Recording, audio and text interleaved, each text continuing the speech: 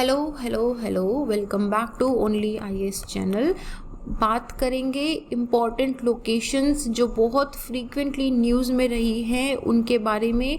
World map में कहाँ पे लोकेशन है। यूपीएससी में हर साल 3 से 4 कम से कम एटलीस्ट 3 से 4 मैपिंग के क्वेश्चन पूछे जाते हैं और ये मैपिंग के क्वेश्चन स्ट्रेट फॉरवर्ड होने के साथ में थोड़े ट्विस्टेड भी होते हैं कि इस लोकेशन को आप north to south, east to west में अरेंज करिए, कौन सा छोटा है बड़ा है इस ऑर्डर में अरेंज करिए। रेफरेंस लोकेशंस, रिलेटिव लोकेशंस के साथ में पूछा जाता है।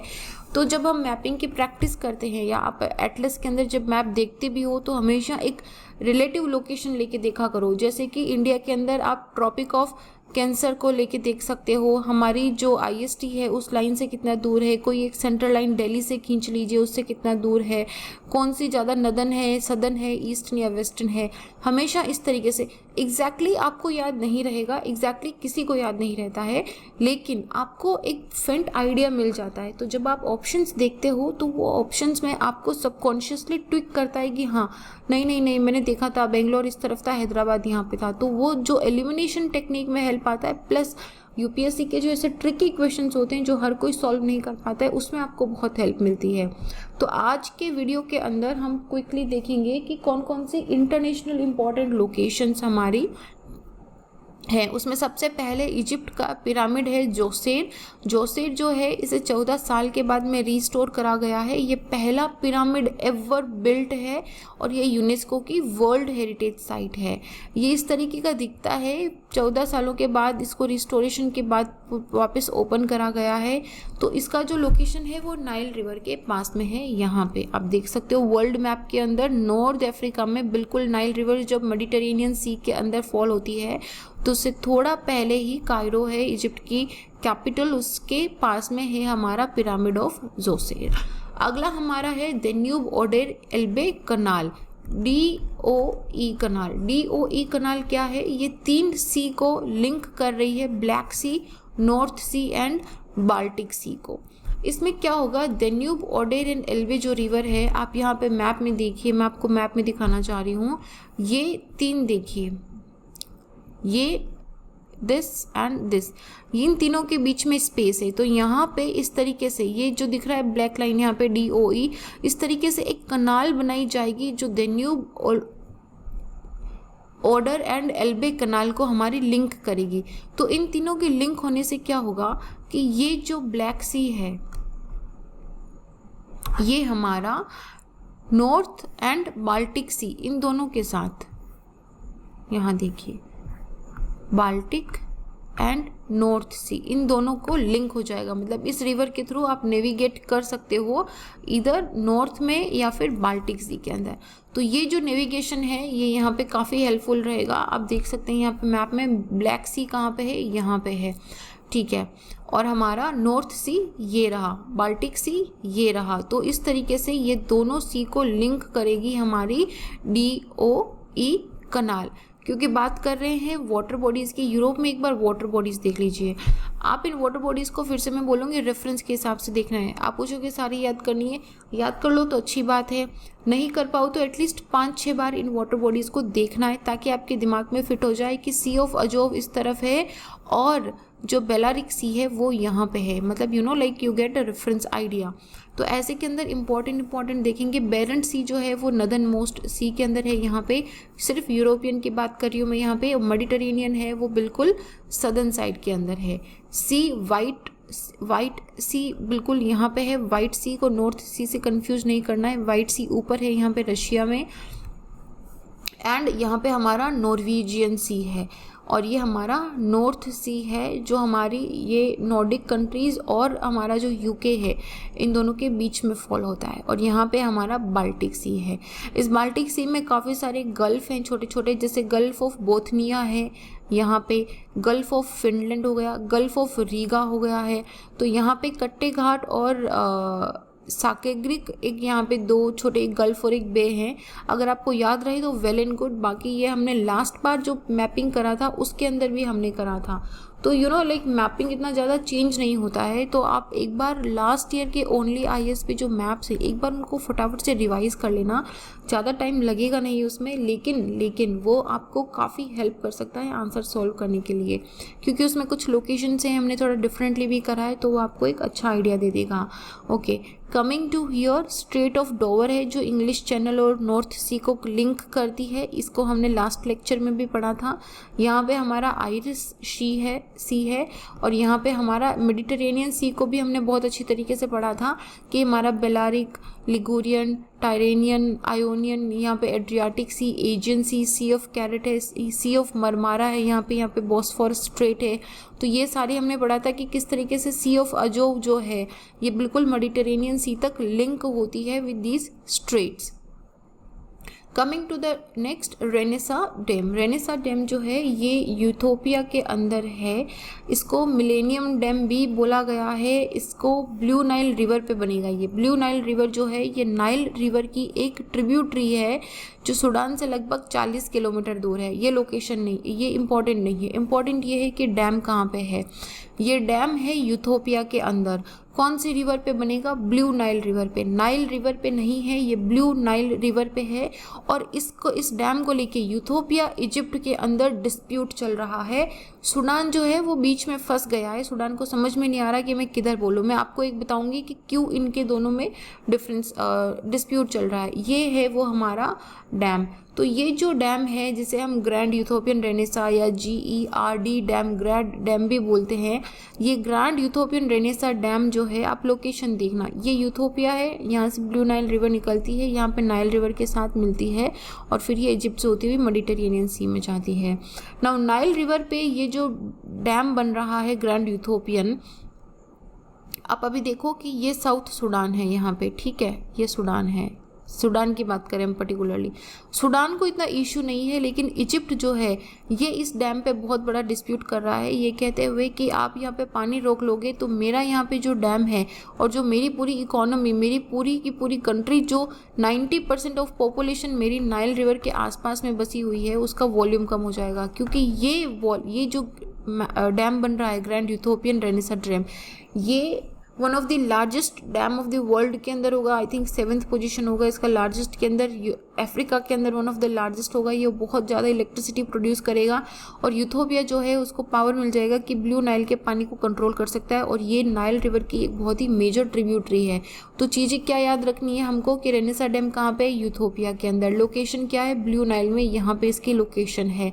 और डिस्प्यूट किसके साथ हो रहा है? इजिप्ट के साथ हो रहा है। ब्लू नाइल को नाइल के साथ कंफ्यूज नहीं करना है।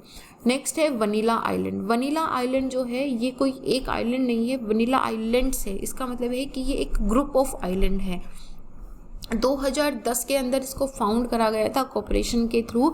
मतलब कि सारे ये जो 6 छोटे छोटे आइलैंडिक नेशंस हैं, Seychelles, Madagascar, Reunion, Mauritius, Comoros and Mayotte, ये इंडियन ओशन के छोटे आइलैंड्स हैं जो एक साथ आए थे ताकि इन 6 आइलैंड्स को एक ट्रैवल डेस्टिनेशन ब्रांड की तरह इसको बनाया जा सके। तो वनीला आइलैंड इसको इसलिए बोला जाता है क्योंकि ये आइलैंड जो है यहाँ पे वनीला बहुत, लाइक वनीला आइसक्रीम जो हम खाते हैं वो वनीला यहाँ से एक्सट्रैक्ट होता है। अच्छा, एक स्पाइस आइलैंड भी है। स्पाइस आइलैंड जो है ये इंडोनेशिया के अंदर है। डचेस जब पहले आए थे और उनको वहाँ से बहुत अच्छे स्पाइसेस मिले थे, तो उसमें वहाँ पे उन्होंने उस एक पर्टिकुलर सेक्शन ऑफ छोटे छोटे आइलैंड्स इंडोनेशिया के अंदर को स्पाइस आइलैंड बोल दिया था। तो अगर स्पाइस आइलैंड की बात आती है तो हमने बोला इंडोनेशिया के अंदर है।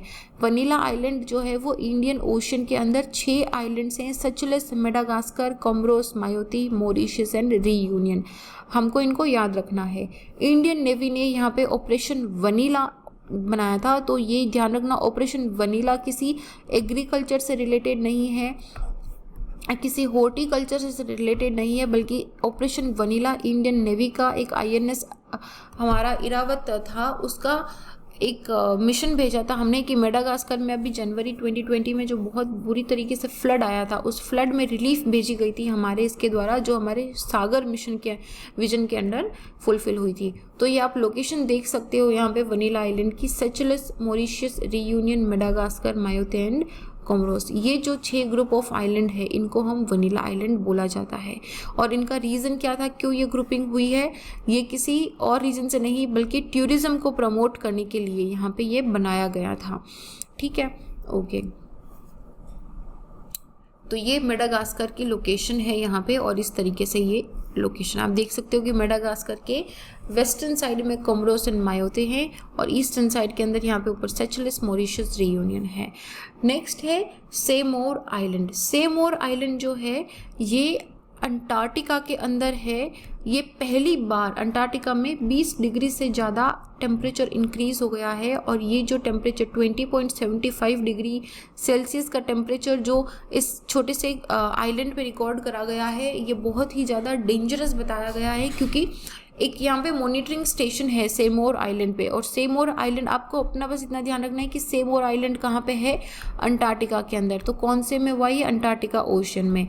अच्छा, इसका एक दूसरा नाम भी है माराम्बियो आइलैंड। अल्टरनेट नाम हमेशा ध्यान रखना है, अल्टरनेट नाम कभी नहीं भूलना है।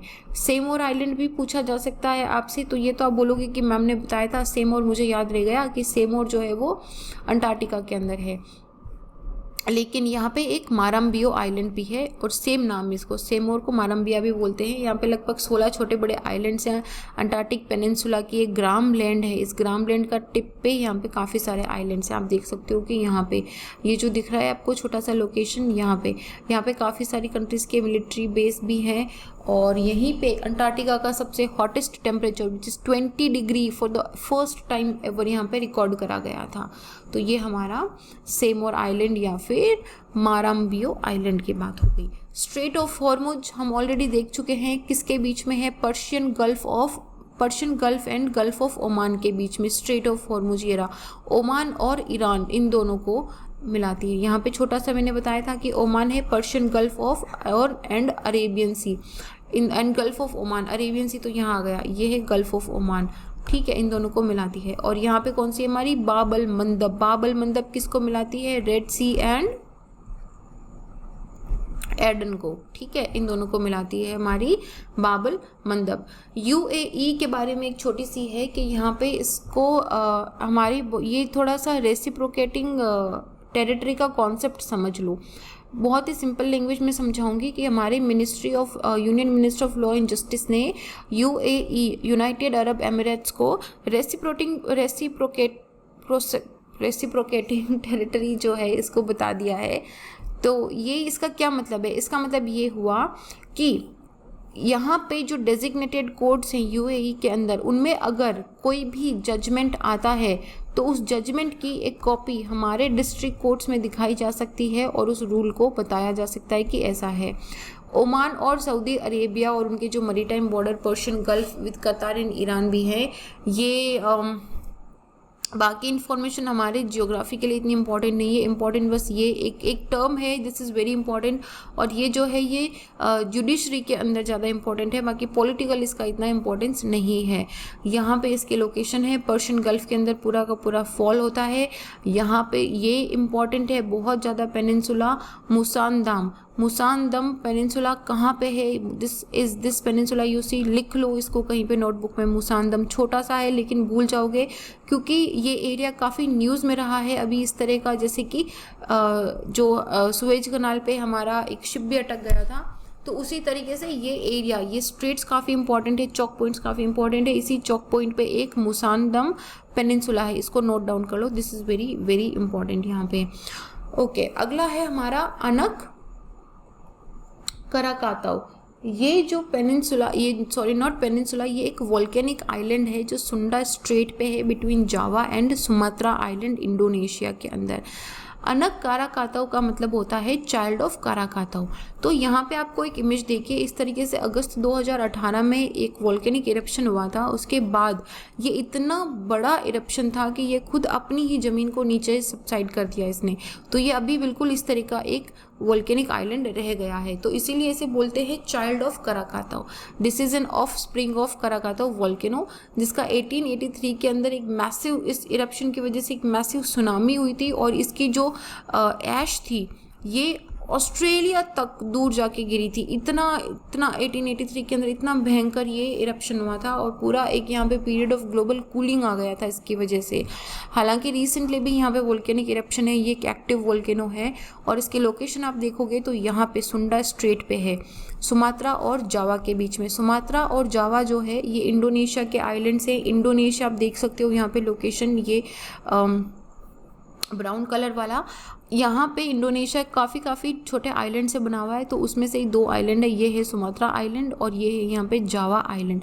तो इन दोनों से बना हुआ है और जकार्ता जो है वो जावा आइलैंड के अंदर फॉल होता है। ठीक है, ये है अनाक कराकातु का लोकेशन याद रह जाएगा हमको, यहाँ पे है। अच्छा, इसका लोकेशन जो है ना ये इस तरीके से है, अभी आप देखोगे तो इसका लोकेशन सदर्न हेमिस्फेयर के अंदर फॉल होता है, क्योंकि जो इक्वेटर है वो लगभग इसको बीच में से कट करता है। तो this is where the location of Anak Krakatau is. तो ये इक्वेटर के सदर्न साइड में फॉल होता है। जस्ट ए स्मॉल इन्फॉर्मेशन, क्या पता हमको कहीं एलिमिनेट करने के काम आए।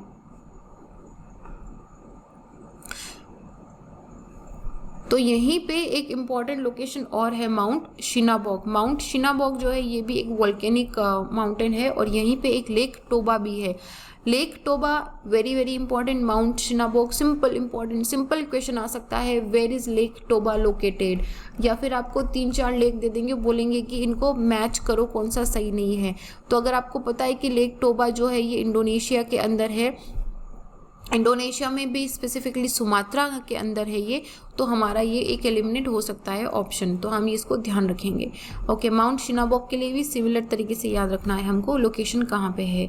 बात कर रहे हैं वोल्केनोज की, तो कुछ इंपॉर्टेंट वोल्केनोज जो है उनको याद रख लेते हैं। एक सबसे पहले देखो एरबस वोल्केनो, ये जो एरबस एल वोल्केनो है ये अंटार्कटिका के अंदर है, इसीलिए मैं इस पे एम्फेसिस कर रही हूँ कि अंटार्कटिका के अंदर भी एक्टिव वोल्केनोज है, उनमें से उसका एक नाम है एरबस। बाकी ये रहा कराकातु जो भी हमने देखा, शिनाबॉग, ये रहा बेरन आइलैंड जो हमारे अंडमान एंड निकोबार का वन ऑफ दी बिल्कुल अंडमान एंड निकोबार में यहाँ पे this is the only active volcano we have. इसके जस्ट ऊपर है नार्कोडम जो हमारा एक्सटिंक्ट वोल्केनो है। इसके अलावा बाकी वोल्केनो के अंदर आप अर्टा एले याद करोगे, यहाँ पे माउंट एटना याद करोगे, वेसुवियस याद करोगे, ला पल्मा याद करोगे, स्ट्रोम्बोली याद करोगे। ये सारे कुछ इंपॉर्टेंट वोल्केनोज है। एंड हार्ट आइलैंड कहाँ है हमारा, सदर्न ओशियन के अंदर। कुछ मेजर एक्टिव वोल्केनो है जिनको याद रखना है। इंडोनेशिया की बात कर रहे थे, तो इंडोनेशिया में देखो, अच्छा एशिया कॉन्टिनेंट के अंदर सिर्फ 2 कंट्रीज ऐसी हैं जहां से इक्वेटर क्रॉस होती है, इंडोनेशिया और मॉरिशियस में भी बिल्कुल इसके सदर्न टिप से इक्वेटर क्रॉस होती है। बाकी किसी भी कंट्री से इक्वेटर क्रॉस नहीं होती है except these 2, Indonesia and Mauritius. इसको ध्यान रखना है, इंडिया से इक्वेटर क्रॉस नहीं होती है। ओके, उसके बाद इंपॉर्टेंट इन्फॉर्मेशन ये है कि आप देखो इंडोनेशिया को ये लगभग 2 पार्ट में डिवाइड करते हैं। स्पेशली सुमात्रा आइलैंड जो है इसको ये 2 पार्ट में डिवाइड कर रहा है, और ये जावा है, जावा इसके सदर्न साइड में फॉल कर रहा है। तो इंडोनेशिया के आइलैंड्स को एक बार देखो, ये इक्वेटर लाइन है, इसको ध्यान रखना आप, क्योंकि मैं आपको क्वेश्चन पूछने वाली हूँ यहाँ पे। क्वेश्चन एक तो देखो सबसे पहला बनता है कि सुमात्रा और कालीमंतान और सुलावासी, इनको ये कट कर रहा है बीच में से। These are the islands of Indonesia जहाँ से इक्वेटर क्रॉस हो रही है। जकार्ता जावा से कोई भी इस तरह का लाइन क्रॉस नहीं हो रहा है। बाकी आप सबसे बड़ा एरिया वाइज देखोगे तो सुमात्रा, कालीमंतान, सुलावासी, जावा, मैं इसको सीरीज में नहीं बता रही हूँ आपको, लेकिन आपको ध्यान रखना है कि कौन कौन से आइलैंड्स हैं यहाँ पे। सुमात्रा ये रहा, कालीमंतान ये रहा, सुलावासी हो रहा, यहाँ से ये निकलती है हमारी इक्वेटर। और यहाँ पे मोलुकस भी है, मोलुकस में यहाँ पे इक्वेटर यहाँ से क्रॉस करता है। ठीक है, तो this is very simple information हमको ध्यान रखनी है। Okay, coming to the next slide, हमारा इंडियन ओशन के अंदर एक बार सी देख लो कि कौन कौन से सी इस एरिया में फॉल होते हैं। नाउ क्योंकि मैं बोल रही थी कि इस तरीके से हमारा इक्वेटर क्रॉस होता है, ठीक है, तो जावा सी भी इसके नीचे ही रह गया है। सेलेबस सी हो गया हमारा बिल्कुल यहाँ पे इंडोनेशिया और फिलीपींस के बीच में। गल्फ ऑफ थाईलैंड के बीच में सेंटर्ड है। साउथ चाइना सी यहाँ पे है, फिलीपींस सी यहाँ पे है। तो अगर आपसे पूछा जाए कि आप वेस्ट टू ईस्ट अरेंज करो तो आप कर दोगे ना कि गल्फ ऑफ थाईलैंड यहाँ पे फॉल हो रहा है, जावा सी यहाँ पे है, फिर South China Sea, Celebes Sea, Arafura Sea, इस तरीके से हो जाएगा। And also we can see it from the distance from equator also कि बिल्कुल सेलेबस सी पास में है, फिर जावा सी है, आराफुर है, कहाँ पे ये लोकेटेड है। These information we can see. Awesome. Come to the next slide, Sabang port है। शाबांग पोर्ट जो है ये इंडिया ने एक पोर्ट डेवलप करा है इंडोनेशिया के